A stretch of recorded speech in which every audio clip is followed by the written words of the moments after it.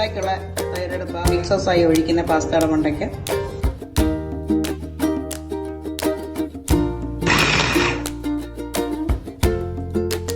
Beef കട്ട്ലറ്റിനുള്ള മസാലയാണ് റെഡിയാക്കിക്കൊണ്ടിരിക്കുന്നത്.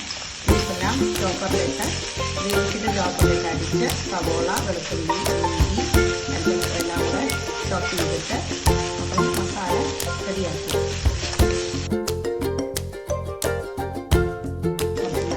കുറച്ച് പെരുംജീരകപ്പൊടി, garam masala,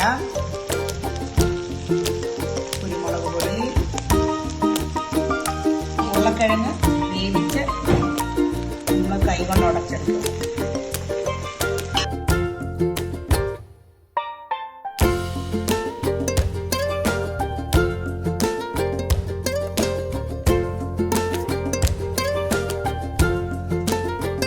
cutlet fry ചെയ്യുന്നതിന് മുമ്പ് ഇതെല്ലാം ആക്കി കഴിഞ്ഞ് സെറ്റാക്കി കഴിഞ്ഞിട്ട് നമുക്കൊരു 20 to 30 മിനിറ്റ്സ് ഫ്രിഡ്ജിൽ വെക്കാം. സെറ്റാവട്ടെ, എന്നിട്ട് ഫ്രൈ ചെയ്യാം.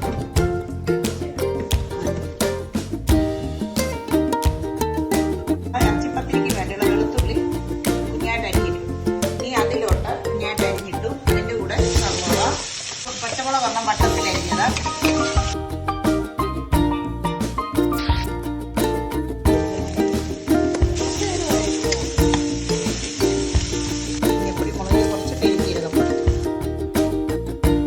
പത്തിരിക്ക് വേണ്ടി നമ്മൾ മുട്ടയും മൈദയും ഉപ്പും കൂടെ കുറച്ച് പാൽ, 1 സ്പൂൺ പാലും കൂടെ കലക്കി നമ്മൾ ചുട്ടെടുത്ത ദോശ